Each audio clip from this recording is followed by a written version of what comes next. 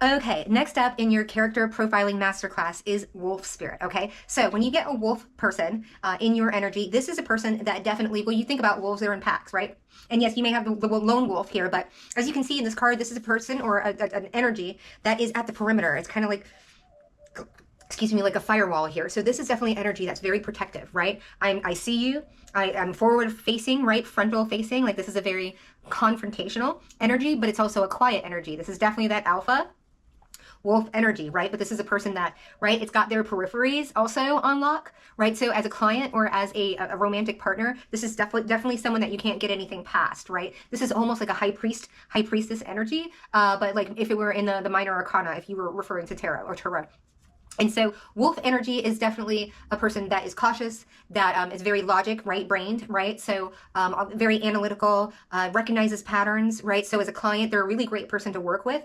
This would be a person that's a little less risk adverse because they feel they won't make a decision without doing their due diligence, right? Okay, so when you have, this is a volatile person right here. And the reason why I'll tell you that is because we're going to go straight into wolf in reverse. This is a person that you don't want to be around because this is a person, I take this as this is an actual lone wolf. And when I say lone wolf, depending on what cards come out with it, I'm talking about like Timothy McVeigh type of Unabomber lone wolf. This is a person that's psychosis and paranoia that's ever present. And so this is this is a very healthy wolf energy. This is people are coming to get me, right? And the voices in my head type of energy.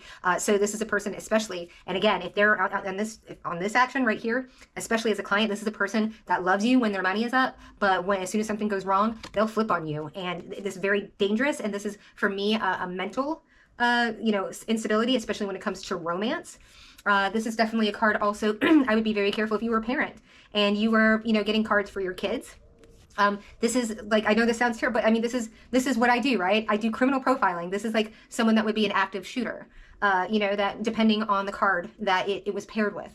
And because I give these cards, these very, very deep, meetings that are, I'm able to get very accurate. That's why we read them. I think there's 54 of these or something like that. And so when you read them in reverse, I can't remember, 66, 78, you get that many more. And then when you go the horizontal, right, then you know that something's volatile. And then when you start reading them in like full clockwise and where they fall with other cards, your accuracy, I'm telling you, there is no other deck other than, the Lenormand, but I can actually get more out of this than I can with a Lenormand or a Kipper, even though they can be very obtuse. In fact, not even obtuse, they're too acute, right? Because they're like, this is a dog.